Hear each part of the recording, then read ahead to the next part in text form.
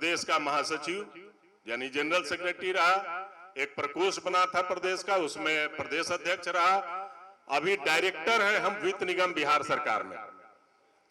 और कोशिश यही करते हैं कि ज्यादा से ज्यादा लोगों को आगे बढ़ाने का काम करें। समाज हमारा बहुत पस्तगी में है, इसको जगाने का काम करना है। जो कौम जगी रहती है वही बुलंदी पे जाती है, जो कौम सोई रहती है वो पस्ती में रहती है। उसके बच्चे भी अपनी जीवन तो गार्जियन का ये फर्ज है कि अपने बच्चों को बेहतर से बेहतर तालीम देगा। तालीम पे बहुत सारी बातें आपने सुनी, बिल्कुल सही कहा गया है। तालीम ही वो चीज है, तालीम और सियासत ये दो चीजें ऐसी हैं जिनसे कामयाबी के सारे ताले खुलते हैं। अगर आपके पास बेहतर तालीम है, आप बेहतर सियासतदान हैं, तो अपने भी, अपने परिवार और अपने समाज के हर कामयाबी के ताले को आप खोल सकते हैं। वरना अगर इन दो चीजों में आप पिछड़े रहेंगे तो गैर लोग आप पे हुकूमत करेंगे, अपना गुलाम बना के रखेंगे। तो अब वो पिछला दौर खत्म हो गया। आइए हम सब मिलकर अपने आने वाले मुस्तकबिल के लिए, अपने बच्चों के मुस्तकबिल के लिए काम करें, कुर्बानी दे समय का और लोगों को जगाने का। कुछ बातें जो है वो मैं इसलिए बता रहा हूं कि जो काम मैं बिहार में किया वो काम अगर आप लोग जो पढ़े लिखे लोग हैं या सियासत से जुड़े हुए लोग हैं वो लोग भी करें तो और बेहतर हो सकता है। देखिए होता क्या है, ज्यादातर समय में तकरीर होती है, मजलिस जमती है, बातें हुई, गेट से बाहर निकले सब भूल गए। तो मैं उन पढ़े लिखे तमाम लोगों से जो सियासत से भी कुछ ये रखते हैं वो मैं कहूंगा कि सरकार के द्वारा बहुत सारी योजनाएं चलती हैं जिनका मालूमात हमारे लोगों को नहीं रहता। चूंकि एजुकेशन में अभी भी बहुत पिछड़े हुए हैं हम, सच्चाई कबूल करने में कोई शर्मिंदगी नहीं कि सामाजिक तौर पर शहर से जैसे ही आप देहात के तरफ जाएंगे हमारे लोग एजुकेशन में बहुत पिछड़े हुए हैं। मैंने देखा है कि 250, 300, 400 परिवार का गांव है लेकिन एक अखबार नहीं पढ़ते हैं।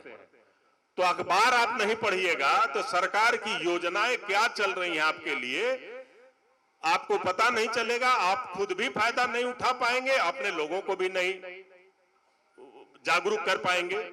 तो अगर जज्बा है अपने समाज को बदलने का, समाज को तरक्की के रास्ते पे ले जाने का और चाहते हैं कि आने वाली नस्ल हमारी ऊपर उठे और हम भी उन लोगों के बराबरी में जाएं जिसको दानिश्वर कहा जाता है, तो आप लोग भी कुछ काम करें। जैसे पढ़े लिखे बच्चे पेपर हर 5-10 घर पर एक पेपर जरूर ले। अगर बहुत 150-200 महंगा लग रहा है तो 50-50 रुपया ही लगाकर पेपर को पढ़े। सरकार की जो योजना चलती है, हर प्रदेश में सरकार की योजनाएं चलती हैं। बहुत सी योजना तो स्पेशली माइनॉरिटीज के लिए, मुसलमानों के लिए भी चलती हैं, बिहार में जैसे बहुत सारी चल रही हैं। तो उसको बताने का काम करें अपने मुआशरे में, अपने लोगों के बीच में, और उसका फायदा भी दिलाने का काम करें। उनको बताएं कि क्या नियम है, कायदा है, इससे हम कैसे फायदा उठा सकते हैं। हमने हजारों लोगों को 5 लाख रुपया तक का ऋण दिलाया ताकि वो रोजगार खड़ा कर सके। अपने माली हालत सुधरेगी तो सामाजिक हालत, शैक्षणिक हालत सब सुधर जाएगी।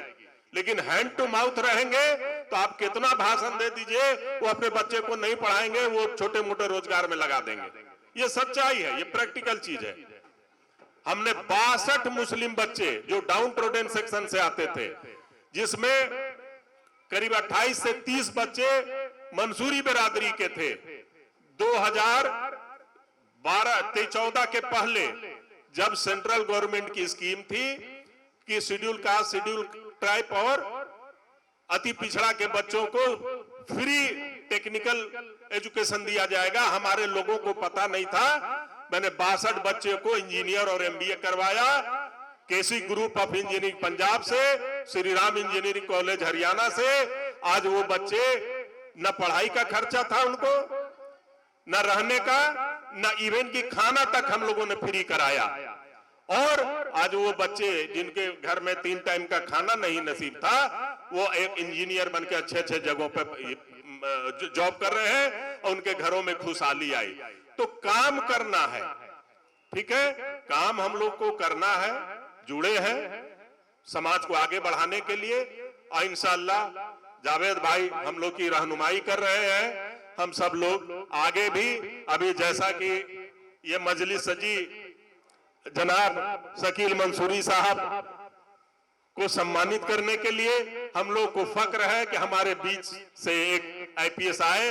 और आप लोग अपने बच्चों को भी कोशिश कीजिए कि इन्हीं के तरह आईपीएस बनावे, इंजीनियर बनावे, डॉक्टर बनावे। और आप अगर करेंगे तो सिर्फ आप ही खुशहाल नहीं होंगे, हमारा पूरा माशरा खुशहाल होगा, हमारी बिरादरी खुशहाल होगी। इन्हीं शब्दों के साथ अपनी बातों को खत्म करते हैं। अस्सलाम वालेकुम।